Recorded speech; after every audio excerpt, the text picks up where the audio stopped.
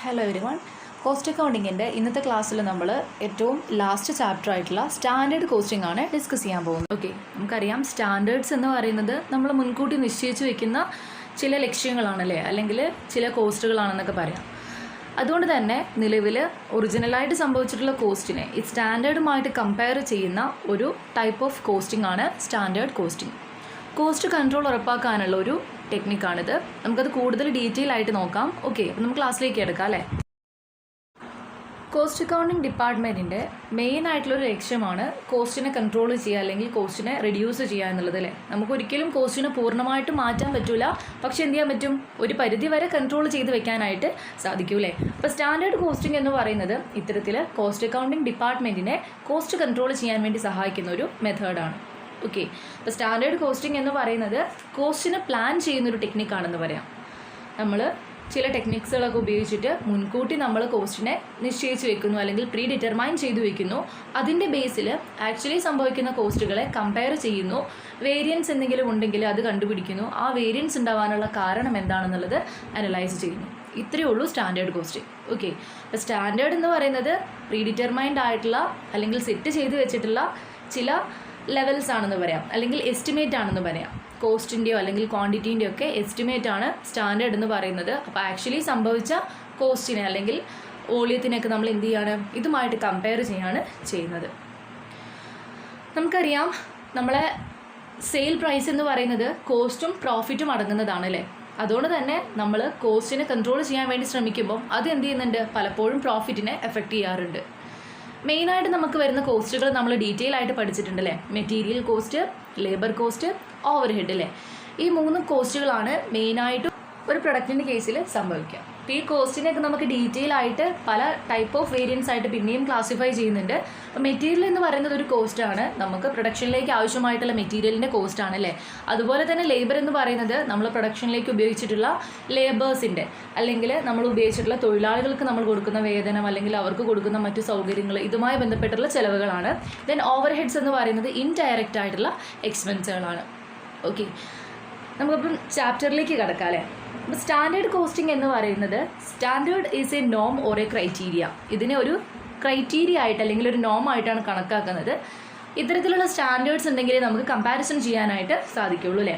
ഒരു ഡെഫിനേഷൻ കൊടുത്തിട്ടുണ്ട്, നോക്കാം. According to E.L. Kohler, standard is a desired attainable objective, a performance, a goal, a model.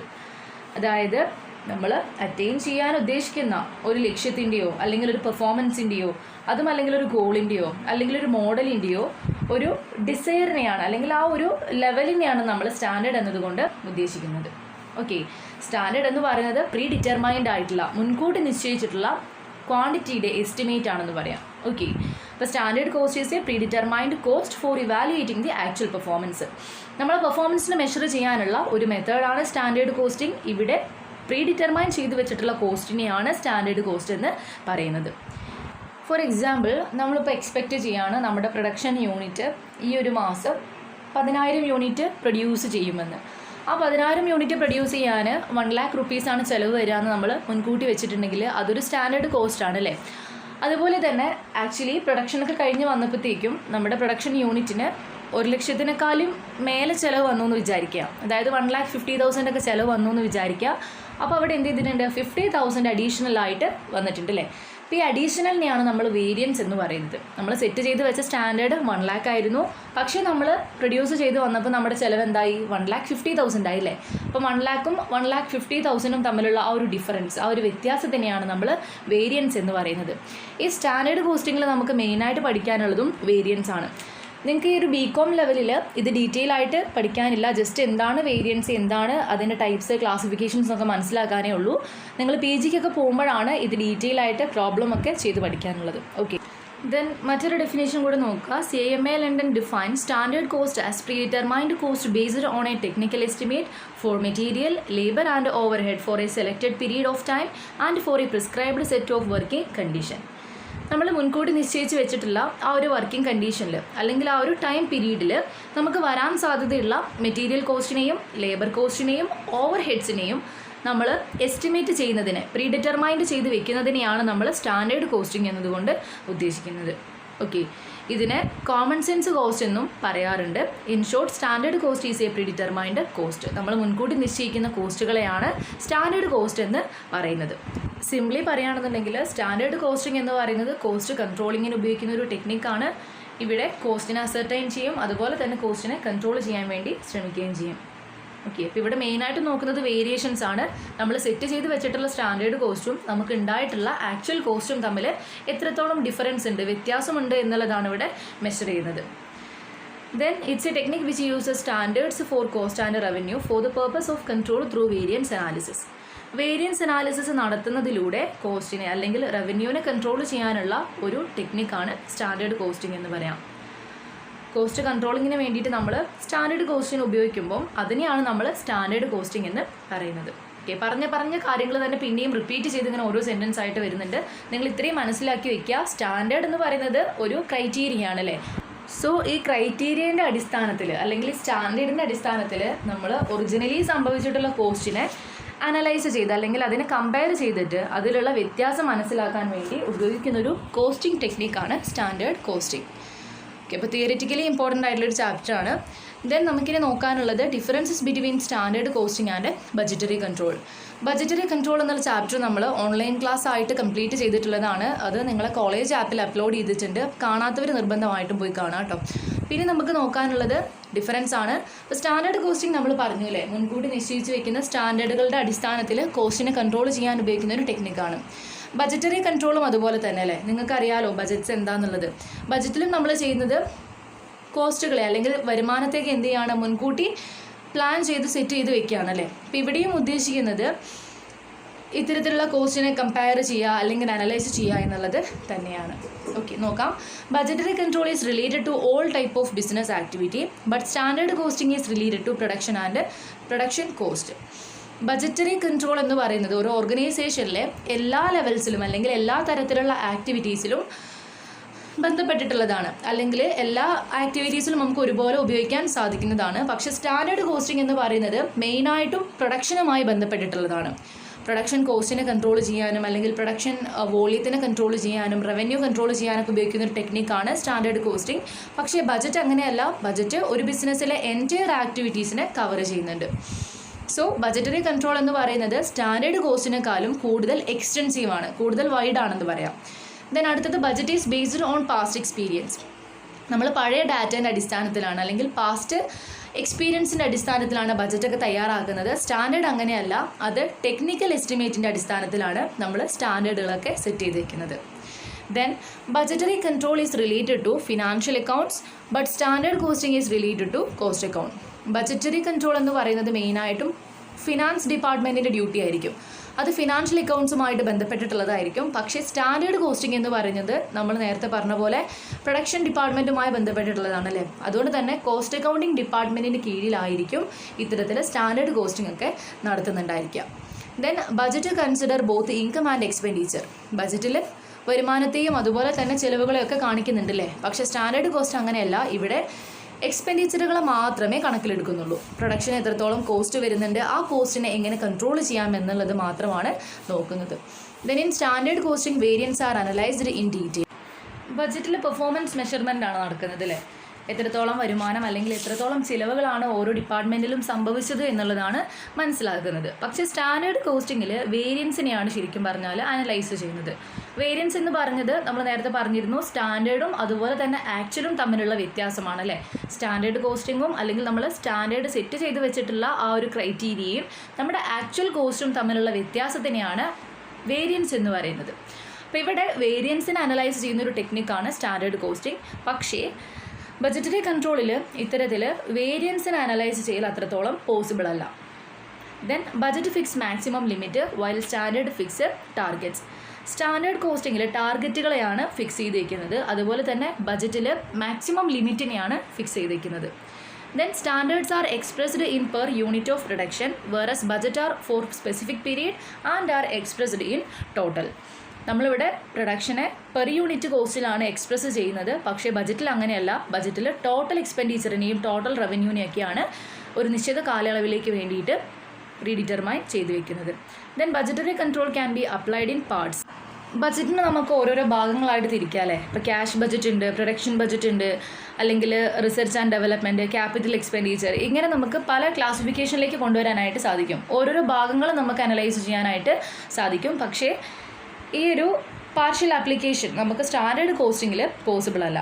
ഇത്തരത്തിൽ standard കോസ്റ്റിങ്ങിൽ നമുക്ക് ഓരോ ഭാഗങ്ങളെയും ക്ലാസിഫൈ ചെയ്യാനായിട്ട് സാധിക്കില്ല. Then budgetary control doesn't require standardisation of product. Budgetary കൺട്രോളിൽ പ്രൊഡക്റ്റിൻ്റെ സ്റ്റാൻഡർഡൈസേഷൻ നിർബന്ധമില്ല. പക്ഷേ സ്റ്റാൻഡേർഡ് കോസ്റ്റിങ്ങിൽ അങ്ങനെയല്ല, അവിടെ പ്രൊഡക്റ്റിനെ സ്റ്റാൻഡർഡൈസ് ചെയ്യുന്നുണ്ട്. Then budgets are for a specific period. ഒരു നിശ്ചിത കാലയളവിലേക്കാണ് നമ്മൾ മുൻകൂട്ടി ബജറ്റ് തയ്യാറാക്കി വെക്കുന്നത്. പക്ഷേ ആ ഒരു നിശ്ചിത ടൈം പീരീഡ് കഴിഞ്ഞാൽ നമ്മൾ ബജറ്റിനെ പിന്നെയും റിവൈസ് ചെയ്യേണ്ടതായിട്ട് വരും. ഫോർ എക്സാമ്പിൾ, നമ്മളിപ്പോൾ ഒരു വർഷത്തേക്കുള്ള ബജറ്റാണ് പ്രിപ്പയർ ചെയ്തതെങ്കിൽ ആ ഒരു വർഷം കഴിയുമ്പോൾ നമ്മൾ എന്ത് ചെയ്യും, ബജറ്റിനെ ഒന്നുകൂടി റിവൈസ് ചെയ്ത് തയ്യാറാക്കും. പക്ഷേ സ്റ്റാൻഡേർഡ് കോസ്റ്റിങ്ങിൽ അങ്ങനെയല്ല. സ്റ്റാൻഡേർഡ് കോസ്റ്റിങ്ങിൽ വലിയ വലിയ മാറ്റങ്ങളൊന്നും കണ്ടീഷൻസിൽ വന്നിട്ടില്ല എന്നുണ്ടെങ്കിൽ നമുക്ക് സ്റ്റാൻഡേർഡ്സ് ഒന്നും മാറ്റേണ്ട കാര്യമില്ല. ഓക്കെ, അപ്പോൾ നമ്മളിപ്പോൾ ഡിസ്കസ് ചെയ്തത് സ്റ്റാൻഡേർഡ് കോസ്റ്റിങ്ങും ബജറ്ററി കൺട്രോളും തമ്മിലുള്ള ബേസിക് ആയിട്ടുള്ള കുറച്ച് ഡിഫറൻസുകളാണ്. അപ്പോൾ അത് മനസ്സിലാക്കി വയ്ക്കുക കേട്ടോ. എക്സാമിന് എന്തായാലും ഒരു ക്വസ്റ്റ്യൻ ഡിഫറൻസ് അല്ലെങ്കിൽ ഡിസ്റ്റിങ്വിഷ് ചെയ്യാൻ വേണ്ടിയിട്ട് ചോദിച്ചിട്ടുണ്ടായിരിക്കും. അപ്പോൾ നിർബന്ധമായിട്ടും നിങ്ങൾ ഇത്തരത്തിലുള്ള ഡിഫറൻസുകൾ പഠിച്ചു വയ്ക്കുക. ദെൻ നമുക്കിനി നോക്കാനുള്ളത് steps involved in standard costing.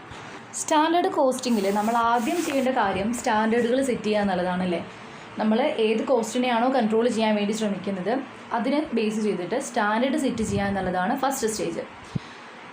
Determination of standard cost ആണ് ആദ്യത്തെ step. Then recording of actual cost. Standard set ചെയ്ത് കഴിഞ്ഞാൽ നമുക്ക് ഒറിജിനലി സംഭവിക്കുന്ന കോസ്റ്റുകൾ മനസ്സിലാക്കണം അല്ലേ, അല്ലെങ്കിൽ നിലവിൽ നമുക്ക് സംഭവിച്ചുകൊണ്ടിരിക്കുന്ന ആക്ച്വൽ കോസ്റ്റുകൾ അറിയണം. അതിന് വേണ്ടിയിട്ട് നമ്മൾ ഡേ ടു ഡേ നമുക്ക് ഉണ്ടാകുന്ന കോസ്റ്റുകൾ എന്ത് ചെയ്ത് വെക്കണം, റെക്കോർഡ് ചെയ്ത് വെക്കണം, രേഖപ്പെടുത്തി വെക്കണം. Then comparison of standard cost and actual cost. ആ ഒരു ടൈം പീരീഡിൽ നമ്മൾ സ്റ്റാൻഡേർഡ് കോസ്റ്റിനെയും ആക്ച്വൽ കോസ്റ്റിനെയും കമ്പയർ ചെയ്യണം. കമ്പയർ ചെയ്ത് കഴിഞ്ഞിട്ട് ഏതെങ്കിലും വേരിയേഷൻസ് ഉണ്ടെങ്കിൽ അത് മനസ്സിലാക്കണം. അപ്പോൾ ആക്ച്വൽ കോസ്റ്റും സ്റ്റാൻഡേർഡ് കോസ്റ്റും തമ്മിൽ വ്യത്യാസം ഉണ്ടെങ്കിൽ അതിനെ തിരിച്ചറിയുക എന്നുള്ളതാണ് ഫോർത്ത് സ്റ്റേജ്. അപ്പോൾ വേരിയേഷൻ എന്ന് പറയുന്നത് നമുക്കറിയാം വ്യത്യാസമാണ് അല്ലേ. സ്റ്റാൻഡേർഡ് കോസ്റ്റും അല്ലെങ്കിൽ ആക്ച്വൽ കോസ്റ്റും തമ്മിൽ എന്തെങ്കിലും വ്യത്യാസം ഉണ്ടെങ്കിൽ ആ വ്യത്യാസത്തിനെ കണ്ടുപിടിക്കുക എന്നുള്ളതാണ് നാലാമത്തെ സ്റ്റെപ്പിൽ പറയുന്നത്. Then finding out reasons for variance. എന്തുകൊണ്ടാണ് ഇത്തരത്തിൽ ഒരു വേരിയേഷൻ സംഭവിച്ചിട്ടുള്ളത് അല്ലെങ്കിൽ വേരിയൻസ് വന്നിട്ടുള്ളത് എന്നുള്ളത് മനസ്സിലാക്കണം. ഓക്കെ, അപ്പോൾ ഈ വേരിയേഷന് വന്നിട്ടുള്ള റീസൺസ് എന്തൊക്കെയാണെന്നുള്ളത് കണ്ടുപിടിക്കുക. Then reporting variance to the management for corrective action. അത് തിരുത്തുന്നതിന് വേണ്ടിയിട്ട് മാനേജ്മെൻറ്റ് ശ്രദ്ധയിലേക്ക് ഈ ഒരു വേരിയേഷനെയും റീസൺസിനെയൊക്കെ കൊണ്ടുപോകുക എന്നുള്ളതാണ് ലാസ്റ്റ് സ്റ്റേജ്. അപ്പോൾ ലാസ്റ്റ് സ്റ്റേജിൽ റിപ്പോർട്ടിംഗ് ആണ് പറയുന്നത്. നമ്മളിപ്പോൾ പറഞ്ഞത് ഇത്രയേ ഉള്ളൂ. സ്റ്റാൻഡേർഡ് സെറ്റ് ചെയ്യുക, ദെൻ ആക്ച്വൽ കോസ്റ്റിനെ റെക്കോർഡ് ചെയ്ത് വയ്ക്കുക, ആക്ച്വലും സ്റ്റാൻഡേർഡും തമ്മിൽ കമ്പയർ ചെയ്യുക, എന്തെങ്കിലും വ്യത്യാസം ഉണ്ടെങ്കിൽ കണ്ടുപിടിക്കുക, ദെൻ ആ വ്യത്യാസം വന്നിട്ടുണ്ടെങ്കിൽ അതിനുള്ള റീസൺ, കാരണം എന്താണെന്നുള്ളത് കണ്ടുപിടിക്കുക, ദെൻ ആ കാരണം ഈ വേരിയൻസിൻ്റെ കൂടെ റിപ്പോർട്ട് ചെയ്യുക ആർക്ക്, ടോപ്പ് ലെവൽ മാനേജ്മെൻറ്റിന്. ഓക്കെ, അപ്പോൾ ഇത്രയുമാണ് സ്റ്റാൻഡേർഡ് കോസ്റ്റിങ്ങിലെ സ്റ്റെപ്സിൽ പറഞ്ഞിട്ടുള്ളത്. ഓക്കെ, ഇനി പറയാനുള്ളത് വേരിയൻസ് അനാലിസിസ്. വേരിയൻസ് എന്ന് പറയുന്നത് വേരിയേഷൻ ആണ് അല്ലെങ്കിൽ വ്യത്യാസമാണ്. നമ്മൾ പഠിക്കുന്നത് ഇപ്പം സ്റ്റാൻഡേർഡ് കോസ്റ്റിംഗ് ആണ്. ഇവിടെ സെറ്റ് ചെയ്ത് വെച്ചിട്ടുള്ള സ്റ്റാൻഡേർഡിൽ നിന്നും എത്രത്തോളം വേരിയേഷൻ ആക്ച്വൽ കോസ്റ്റിന് സംഭവിക്കുന്നുണ്ട് എന്നുള്ളത് മനസ്സിലാക്കി അതിൻ്റെ കാരണം മനസ്സിലാക്കി കോസ്റ്റിനെ കൺട്രോൾ ചെയ്യാൻ വേണ്ടിയിട്ടാണ് ശ്രമിക്കുന്നത് അല്ലേ. അപ്പോൾ ഇവിടെ വേരിയൻസ് അനാലിസിസ് എന്നതുകൊണ്ട് ഉദ്ദേശിക്കുന്നത് എത്രത്തോളം വേരിയേഷൻ നമ്മൾ സെറ്റ് ചെയ്ത് വെച്ചിട്ടുള്ള സ്റ്റാൻഡേർഡുമായിട്ട് കമ്പയർ ചെയ്തപ്പം ആക്ച്വൽ കോസ്റ്റിന് വന്നിട്ടുണ്ട് എന്നുള്ളതാണ്. നോക്കാം. വേരിയൻസ് എന്ന് പറയുന്നത് ഡീവിയേഷൻ ആണ് അല്ലെങ്കിൽ ഡിഫറൻസ് ആണ്. സ്റ്റാൻഡേർഡ് കോസ്റ്റിങ്ങിൽ വേരിയൻസ് എന്ന് പറയുന്നത് സ്റ്റാൻഡേർഡ് കോസ്റ്റും ആക്ച്വൽ കോസ്റ്റും തമ്മിലുള്ള വ്യത്യാസമാണ്. And it is the deviation of actual cost from the standard. അപ്പോൾ ആക്ച്വൽ കോസ്റ്റ് സ്റ്റാൻഡേർഡ് കോസ്റ്റിൽ നിന്നും എത്രത്തോളം ഡീവിയേറ്റ് ചെയ്ത് പോയിട്ടുണ്ട്, വ്യത്യാസം വന്ന് പോയിട്ടുണ്ട് എന്നുള്ളതാണ് ഇതിലൂടെ മനസ്സിലാക്കുന്നത്. ഡെഫിനേഷൻ നോക്കാം. Variance is the difference between a standard cost and a comparable actual cost incurred during a period. ഒരു നിശ്ചിത കാലയളവിൽ ഉണ്ടായിട്ടുള്ള ആക്ച്വൽ കോസ്റ്റിനെ നമ്മൾ സ്റ്റാൻഡേർഡുമായിട്ട് കമ്പയർ ചെയ്യുമ്പം ഉണ്ടാവുന്ന വ്യത്യാസത്തിനെ അല്ലെങ്കിൽ ഡിഫറൻസിനെയാണ് നമ്മൾ വേരിയൻസ് എന്ന് പറയുന്നത്. അപ്പോൾ ഈ ഒരു ചാപ്റ്ററിൽ നിങ്ങൾ മനസ്സിലാക്കി വെക്കേണ്ട കുറച്ച് ടേംസ് ആണ്. എന്താണ് സ്റ്റാൻഡേർഡ് കോസ്റ്റിംഗ്, എന്താണ് വേരിയൻസ്, എന്താണ് വേരിയൻസ് അനാലിസിസ്, ദെൻ ബജറ്ററി കൺട്രോളും സ്റ്റാൻഡേർഡ് കോസ്റ്റിംഗും തമ്മിലുള്ള ഡിഫറൻസ് എന്തൊക്കെയാണ്, then types of variance analysis. നിങ്ങൾ ഇത്രയും കാര്യങ്ങൾ മനസ്സിലാക്കി വയ്ക്കുക. സ്റ്റാൻഡേർഡ് എന്ന് പറയുന്നത് നമ്മൾ മുൻകൂട്ടി നിശ്ചയിച്ച് വെക്കുന്ന ക്രൈറ്റീരിയാസ് ആണ്. അതിൻ്റെ അടിസ്ഥാനത്തിൽ നമ്മൾ ആക്ച്വൽ കോസ്റ്റിനെ കമ്പയർ ചെയ്യുകയാണ് ചെയ്യുന്നത്. അത് തമ്മിൽ എന്തെങ്കിലും വ്യത്യാസം ഉണ്ടെങ്കിൽ അതിനെയാണ് നമ്മൾ കറക്റ്റ് ചെയ്യാൻ വേണ്ടിയിട്ട് ഇരിക്കുന്നത്. അതിലൂടെ നമ്മൾ കോസ്റ്റ് കൺട്രോൾ ഉറപ്പാക്കാനാണ് ശ്രമിക്കുന്നത്. ഓക്കെ, ദെൻ വേരിയൻസ് അനാലിസിസ് എന്ന് പറയുന്നത് പഠിച്ചു വയ്ക്കാം. വേരിയൻസ് എന്ന് പറയുന്നത് വ്യത്യാസമാണെന്ന് പറഞ്ഞു അല്ലേ. ആക്ച്വൽ കോസ്റ്റ് സ്റ്റാൻഡേർഡിനെക്കാളും കുറവാണെങ്കിൽ നമുക്ക് ആ ഒരു വേരിയൻസ്, ആ ഒരു വ്യത്യാസം ഫേവറബിൾ ആണ്. ഫോർ എക്സാമ്പിൾ, ഒരു കമ്പനി എസ്റ്റിമേറ്റ് ചെയ്ത് വെച്ചിട്ടുള്ള കോസ്റ്റ് 10,000 രൂപയാണെന്ന് വിചാരിക്കുക. പക്ഷേ അവർക്ക് ആ ഒരു മാസം ഉണ്ടായിട്ടുള്ളത് 8,000 രൂപയാണ് ചിലവെങ്കിൽ അവിടെ അതൊരു ഫേവറബിൾ ആയിട്ടുള്ള വേരിയൻസ് ആണ്, അല്ലെങ്കിൽ വേരിയേഷൻ ആണല്ലേ. 2,000 രൂപ അവർ എന്ത് ചെയ്തിട്ടുണ്ട്, സേവ് ചെയ്തിട്ടുണ്ട്. അപ്പോൾ 10,000 ആയിരുന്നു അവർ സെറ്റ് ചെയ്ത് വെച്ചിട്ടുള്ള സ്റ്റാൻഡേർഡ്. പക്ഷേ 8,000 രൂപയെ ചിലവ് വന്നുള്ളൂ എന്നുണ്ടെങ്കിൽ അവിടെ 2,000 രൂപ എന്ത് ചെയ്തിട്ടുണ്ട്, സേവ് ചെയ്തിട്ടുണ്ട്. ഇത് ഫേവറബിൾ ആയിട്ടുള്ള ഒരു വേരിയൻസ് ആണ്, ഇത് പോസിറ്റീവ് വേരിയൻസ് ആണല്ലേ. ഇതേപോലെ തന്നെ നേരെ ഓപ്പോസിറ്റ് ആയിട്ട് സംഭവിക്കാം. 10,000 രൂപ ആൻറ്റിസിപ്പേറ്റ് ചെയ്ത് വെച്ചിട്ടുള്ള ഒരു ഡിപ്പാർട്ട്മെൻറ്റിൽ ആക്ച്വൽ കോസ്റ്റിനെ കമ്പയർ ചെയ്തപ്പം 15,000 രൂപ ചിലവ് വന്നിട്ടുണ്ടെങ്കിൽ 5,000 അവിടെ എക്സ്ട്രാ വന്നിട്ടുള്ള കോസ്റ്റാണ്. അപ്പം ആക്ച്വൽ കോസ്റ്റ് 15,000 ആണ്, സ്റ്റാൻഡേർഡ് 10,000 ആണെന്നുണ്ടെങ്കിൽ അവിടെ വന്നിട്ടുള്ള വേരിയേഷൻ 5,000 രൂപ എന്ന് പറയുന്നത് അൺഫേവറബിൾ ആയിട്ടുള്ള ഒരു വേരിയേഷനാണ്. ഓക്കെ, ഇത് ഇൻഎഫിഷ്യൻസിനെയാണ് കാണിക്കുന്നതെന്ന് പറയാം. അപ്പോൾ പോസിറ്റീവ് വേരിയൻസ് ഉണ്ടായിരിക്കും, അതുപോലെ തന്നെ നെഗറ്റീവ് ആയിട്ടുള്ള വേരിയൻസ് ഉണ്ടായിരിക്കും. പോസിറ്റീവ് വേരിയൻസ് ആണെന്നുണ്ടെങ്കിൽ അത് കമ്പനിക്ക് ഫേവറബിൾ ആണ്. ഇനി നെഗറ്റീവ് ആയിട്ടുള്ള വേരിയൻസ് ആണെന്നുണ്ടെങ്കിൽ കമ്പനിക്ക് അത് അൺഫേവറബിൾ അല്ലെങ്കിൽ അഡേഴ്സ് ആണെന്ന് പറയാം. ഓക്കെ, വേരിയൻസ് അനാലിസിസ് എന്ന് പറയുന്നത്, അല്ലെങ്കിൽ അനാലിസിസ് ഓഫ് വേരിയൻസ് എന്ന് പറയുന്നത് നമ്മൾ ഇൻവെസ്റ്റിഗേഷൻ നടത്തലാണ്. എന്തുകൊണ്ടാണ് വേരിയൻസ് വന്നിട്ടുള്ളത് എന്നുള്ളതിനെ പഠിക്കുന്നതിനെയാണ് നമ്മൾ വേരിയൻസ് അനാലിസിസ് എന്നതുകൊണ്ട് ഉദ്ദേശിക്കുന്നത്. അപ്പോൾ വേരിയൻസ് എന്ന് പറയുന്നത് ആക്ച്വലും സ്റ്റാൻഡേർഡും തമ്മിലുള്ള വ്യത്യാസമാണ്. ഇതിന് വന്നിട്ടുള്ള ഒരു റീസൺ, അല്ലെങ്കിൽ അത് എന്തുകൊണ്ടാണ് വേരിയേഷൻ വന്നത് എന്ന് പഠിക്കുന്നതിനെയാണ് നമ്മൾ വേരിയൻസ് അനാലിസിസ് എന്ന് പറയുന്നത്. ഓക്കെ, ഈ വേരിയൻസ് അനാലിസിസിൻ്റെ അടിസ്ഥാനത്തിലാണ് നമ്മൾ പിന്നെ റെമഡിയൽ ആക്ഷൻസ് ഒക്കെ എടുക്കുന്നത്. അതേപോലെ തന്നെ വേരിയേഷൻ ഇല്ലാത്തൊരു ഓർഗനൈസേഷൻ ആണെന്നുണ്ടെങ്കിൽ അവിടെ കോസ്റ്റിനെ കൺട്രോൾ ചെയ്യുന്നുണ്ടെന്നാണ് അർത്ഥം. ഇൻ കേസ് നേരെ ഓപ്പോസിറ്റ് ആണെങ്കിൽ വേരിയേഷൻസ് നല്ലോണം സംഭവിക്കുന്നുണ്ടെങ്കിൽ അത് മാനേജ്മെൻറ്റിൻ്റെ ഇൻഎഫിഷ്യൻസി ആയിട്ട്, അല്ലെങ്കിൽ കോസ്റ്റിനെ കൺട്രോൾ ചെയ്യുന്നില്ല എന്നുള്ളതായിട്ടാണ് കണക്കാക്കുക. ഓക്കെ, ദെൻ മാനേജറിയൽ യൂസ് അല്ലെങ്കിൽ benefits of variance analysis. First one, it indicate the areas where variance arises. വ്യത്യാസങ്ങൾ വരുന്നത് ഏതൊക്കെ ഏരിയാസിലാണ് അല്ലെങ്കിൽ പാർട്സിലാണെന്നുള്ളത് മനസ്സിലാക്കാൻ സാധിക്കും അല്ലേ. നമ്മൾ പറഞ്ഞിരുന്നു മെയിനായിട്ടും വരുന്ന കോസ്റ്റുകൾ മെറ്റീരിയൽ കോസ്റ്റും ലേബർ കോസ്റ്റും ഓവർ ഹെഡ്സും ആണ്. അപ്പോൾ ഇതിനൊക്കെ അടിസ്ഥാനത്തിൽ ഏതൊക്കെ ഏരിയാസിലാണ് വേരിയേഷൻസ് സംഭവിക്കുന്നത് എന്നുള്ളത് മനസ്സിലാക്കാൻ സാധിക്കും. Then it identify the cause for variance. വ്യത്യാസങ്ങൾ വന്നിട്ടുള്ളതിൻ്റെ കാരണങ്ങൾ അറിയാൻ വേണ്ടിയിട്ട് സാധിക്കും. അതേപോലെ തന്നെ ഏത് പെർട്ടിക്കുലർ ഡിപ്പാർട്ട്മെൻറ്റിനാണോ ഇത്തരത്തിൽ കോസ്റ്റ് വേരിയൻസ് സംഭവിച്ചിട്ടുള്ളത് അതിൻ്റെ ചുമതലകൾ അവരുടേതാക്കി മാറ്റാൻ സാധിക്കും. എന്നുവെച്ചാൽ ഓരോ ഡിപ്പാർട്ട്മെൻറ്റിനും അല്ലെങ്കിൽ ഒരു പെർട്ടിക്കുലർ ഡിപ്പാർട്ട്മെൻറ്റിലേക്ക് ഈ വേരിയൻസിൻ്റെ റെസ്പോൺസിബിലിറ്റി ഏൽപ്പിച്ചു കൊടുക്കാനും അതിൻ്റെ അടിസ്ഥാനത്തിൽ അനലൈസ് ചെയ്യാനും എളുപ്പമായിരിക്കും അല്ലേ. Then it can be used as an effective tool for cost control. Cost കൺട്രോളിങ്ങിന് എഫക്റ്റീവ് ആയിട്ടുള്ളൊരു ടെക്നിക്കായിട്ടാണ് ഇതിനെ കണക്കാക്കുന്നത്. Then helps to compare performance of different department. പല ഡിപ്പാർട്ട്മെൻറ്റ്സിൻ്റെയും പെർഫോമൻസിനെ കമ്പയർ ചെയ്യാൻ സാധിക്കും. ദെൻ ഫ്യൂച്ചർ പ്ലാനിങ്ങിനും പോളിസീസ് ഫോർമുലേറ്റ് ചെയ്യാനും സഹായിക്കും. Then help in creating and maintaining cost consciousness among personnel. ഒരു ഓർഗനൈസേഷനിൽ എല്ലാ വ്യക്തികൾക്കിടയിലും കോസ്റ്റിനെ പറ്റിയൊരു ധാരണ, അല്ലെങ്കിൽ അവർ ഒന്നുകൂടി കോസ്റ്റിനെ കുറിച്ച് കോൺഷ്യസ് ആക്കാൻ വേണ്ടിയിട്ട് സഹായിക്കും. Then helps in developing team spirit among managerial personnel. Team spirit വർദ്ധിപ്പിക്കാനായിട്ട് സഹായിക്കും. ഇതൊക്കെയാണ് വേരിയൻസ് അനാലിസിസിൻ്റെ മാനേജീരിയൽ യൂസസ് എന്ന് പറയുന്നത്. ദെൻ നമുക്ക് നോക്കാനുള്ളത് ടൈപ്സ് ഓഫ് വേരിയൻസ് അനാലിസിസ് ആണ്. നമ്മൾ പറഞ്ഞിരുന്നു മെയിനായിട്ടും 3 ടൈപ്സ് ഓഫ് കോസ്റ്റുകളാണല്ലേ ഒരു ഓർഗനൈസേഷനിൽ സംഭവിക്കുക. മെറ്റീരിയൽ കോസ്റ്റ് ഉണ്ടായിരിക്കും, ലേബർ കോസ്റ്റ് ഉണ്ടായിരിക്കും, ഓവർ ഹെഡ് കോസ്റ്റുകൾ ഉണ്ടായിരിക്കും. ഇതിൻ്റെ അടിസ്ഥാനത്തിലാണ് നമ്മൾ വേരിയൻസ് അനാലിസിസിനെയും ക്ലാസിഫൈ ചെയ്തെടുത്തിട്ടുള്ളത്. ഇവിടെ മെറ്റീരിയൽ വേരിയൻസ് അനാലിസിസ് ഉണ്ട്, ലേബർ വേരിയൻസ് അനാലിസിസ് ഉണ്ട്, അതുപോലെ തന്നെ ഓവർ ഹെഡ് വേരിയൻസ് അനാലിസിസും ഉണ്ട്. മെറ്റീരിയൽ കോസ്റ്റ് നമ്മൾ സെറ്റ് ചെയ്ത് വെക്കുകയാണെങ്കിൽ, അല്ലെങ്കിൽ ലേബർ കോസ്റ്റിനെ നമ്മൾ സെറ്റ് ചെയ്ത് വെക്കുകയാണെങ്കിൽ, അതേപോലെ തന്നെ ഓവർ ഹെഡ്സിനെയും മുൻകൂട്ടി പ്ലാൻ ചെയ്ത് വെക്കുകയാണെങ്കിൽ ഒറിജിനലി നമ്മുടെ ഓർഗനൈസേഷനിൽ സംഭവിച്ചിട്ടുള്ള കോസ്റ്റുകളെ ഈ സ്റ്റാൻഡേർഡ്സുമായിട്ട് കമ്പയർ ചെയ്യുന്നതാണ് സ്റ്റാൻഡേർഡ് കോസ്റ്റിംഗിൽ.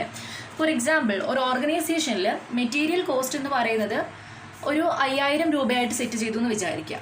ഓക്കെ, അപ്പോൾ ആ ഒരു വർഷം അവർക്ക് വന്നിട്ടുള്ള ഒറിജിനൽ ചിലവ് അല്ലെങ്കിൽ ഒറിജിനൽ മെറ്റീരിയൽ കോസ്റ്റ് എന്ന് പറയുന്നത് 4,000 രൂപയാണെങ്കിൽ അതവർക്ക് പോസിറ്റീവ് ആയിട്ടുള്ളൊരു വേരിയൻസ് ആണെന്ന് നമുക്ക് മനസ്സിലാക്കാം. ഇൻ കേസ് 5,000-ന് മുകളിൽ കോസ്റ്റ് പോയിട്ടുണ്ടെങ്കിൽ അവിടെ നെഗറ്റീവ് ആയിട്ടുള്ള ഒരു വേരിയൻസ് ആണെന്നും മനസ്സിലാക്കാം. അതേപോലെ തന്നെ ലേബർ ഓവർ ഹെഡ്സ് എടുത്ത് നോക്കുകയാണെങ്കിൽ, ലേബറിൻ്റെ കേസിൽ നമ്മൾ മുൻകൂട്ടി സെറ്റ് ചെയ്ത് വെച്ചിട്ടുള്ള എക്സ്പെൻസ് 20,000 രൂപയാണെങ്കിൽ ആ ഒരു വർഷം നമുക്ക് എത്രത്തോളം, അല്ലെങ്കിൽ ആ ഒരു പീരീഡിൽ നമുക്ക് എത്രത്തോളം ആക്ച്വൽ ലേബർ കോസ്റ്റ് വന്നിട്ടുണ്ട് എന്നുള്ളത് ഇതുമായിട്ട് കമ്പയർ ചെയ്യുമ്പം വേരിയൻസ് എത്രത്തോളം ഉണ്ടെന്നുള്ളത് നമുക്ക് മനസ്സിലാക്കാൻ പറ്റും. അതേപോലെ തന്നെയാണ് ഓവർ ഹെഡ്സും. ഓവർ ഹെഡ്സ് എന്ന് പറയുന്നത് ഇൻഡയറക്റ്റ് എക്സ്പെൻസസിൻ്റെ സം ടോട്ടൽ ആണ് അല്ലേ. ഈ ഇൻഡയറക്റ്റ് ആയിട്ട് വരുന്ന എക്സ്പെൻസുകളെ നമ്മൾ മുൻകൂട്ടി സെറ്റ് ചെയ്ത് വെച്ചത് 1 lakh rupees ആണെങ്കിൽ അതിനെ നമ്മൾ ഒറിജിനൽ കോസ്റ്റുമായിട്ട് കമ്പയർ ചെയ്യുമ്പം 1 lakhൽ താഴെയാണ് വന്നതെങ്കിൽ അത് പോസിറ്റീവ് ആയിട്ടുള്ള വേരിയൻസ് ആണ്, 1 lakhന് മുകളിലാണ് വന്നതെങ്കിൽ അത് നെഗറ്റീവ് ആയിട്ടുള്ള ഒരു വേരിയൻസ് ആണ് അല്ലേ. അപ്പം ഇതിന് ഒരുപാട് ക്ലാസിഫിക്കേഷൻസ് ഉണ്ട്, നമുക്കത് നോക്കാം. മെറ്റീരിയൽ വേരിയൻസിൽ നമുക്ക് പഠിക്കാനുള്ളത് material price variance, material cost variance, അതുപോലെ തന്നെ material mix variance and material usage variance, then yield variance, ഇത്രയും കാര്യങ്ങളാണ്. അതുപോലെ തന്നെ ലേബർ വേരിയൻസത്തിൽ labour cost variance, labour rate variance, labour efficiency variance, idle time variance, labour mix variance, labour yield variance. ഇതൊക്കെ എന്താണെന്ന് മാത്രമേ നിങ്ങൾക്ക് പഠിക്കാനുള്ളൂ കേട്ടോ, അല്ലാതെ ഡീപ്പായിട്ട് പ്രോബ്ലം വൈസ് ഒന്നും പോകാനില്ല. Then last one overhead variance ആണ്. ഇവിടെ fixed and variable overheads ഉണ്ട്. വേരിയബിൾ ഓവർ ഹെഡ്സിൽ തന്നെ variable overhead efficiency variance, variable overhead expenditure variance ഒക്കെ പഠിക്കാനുണ്ട്. ദെൻ ഫിക്സഡ് ഓവർ ഹെഡിൽ fixed overhead cost variance, expenditure variance, volume variance, capacity variance, efficiency variance, then calendar variance, ഇത്രയും കാര്യങ്ങളാണ് നോക്കാനുള്ളത്. ഓക്കെ, അപ്പോൾ നമുക്കിത് ഡീറ്റെയിൽ ആയിട്ട് ഇനി അടുത്ത ക്ലാസ്സിൽ ഡിസ്കസ് ചെയ്യാം. അപ്പോൾ ഇത്രയും പറഞ്ഞ കാര്യങ്ങൾ നിങ്ങൾ മനസ്സിലാക്കി വയ്ക്കുക. സ്റ്റാൻഡേർഡ് കോസ്റ്റിങ്ങിൻ്റെ വളരെ ബേസിക് ആയിട്ടുള്ള കുറച്ച് കാര്യങ്ങൾ മാത്രമാണ് നമ്മളിന്ന് ഡിസ്കസ് ചെയ്തത്. അപ്പോൾ ഇത്രയും കാര്യങ്ങൾ എന്ത് ചെയ്യുക, ഡീറ്റെയിൽ ആയിട്ടൊന്ന് മനസ്സിലാക്കി വയ്ക്കുക. Okay, thank you.